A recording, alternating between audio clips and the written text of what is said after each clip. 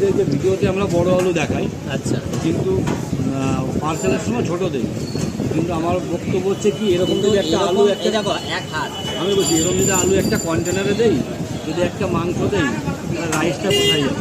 Container তো ভরে যাবে। কন্টেনার ভর্তি হয়ে যাবে। ওর জন্য আমরা আলুটা কি, যদি কেউ চায় তাকে বড় আলু দেই, না হলে আমরা হাফ করে আলু দিই। মানে এটা স্ট্যান্ডার্ড সাইজ আলুটাই দেওয়া হয়। এরপরেও যদি কেউ চান যে আরো পিস আলু নেবেন বললে সেটা আমরা দিতেই পারি, মানে দেওয়া হয়।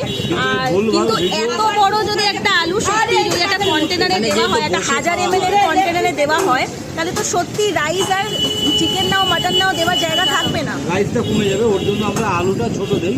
আর যে ভাইটা ভিডিও করেছে, এই ভাইটা জানি না মাথায় কি ক্যাড়া পোকা বা কী বুদ্ধি আছে, যে ও দেখাচ্ছে, এই যে ভিডিওতে দেখায়, ও নিজে একটা ফুটবলার, ও দেখাচ্ছে যে এই যে ভিডিওর সময় দেখায় যে বড় বড় আলু, আর দেওয়ার সময় ছোটো আলু দিচ্ছে। কিন্তু যে ওই যে ব্লগিংটা করেছে, ওর তো বোঝা উচিত ছিল যে আমি যদি একটা বড় আলু দিই তাহলে তো রাইসটা কমে যাবে। কন্টেনারে তো পার্সেলে তো কন্টেনার যাচ্ছে, কিন্তু ও কিন্তু সেটা বললো না। ও বললো যে উজ্জ্বলদা ভিডিওতে দেখায় বড় আলু আর পার্সেলে দিকে ছোটো আলু। কী বলবো?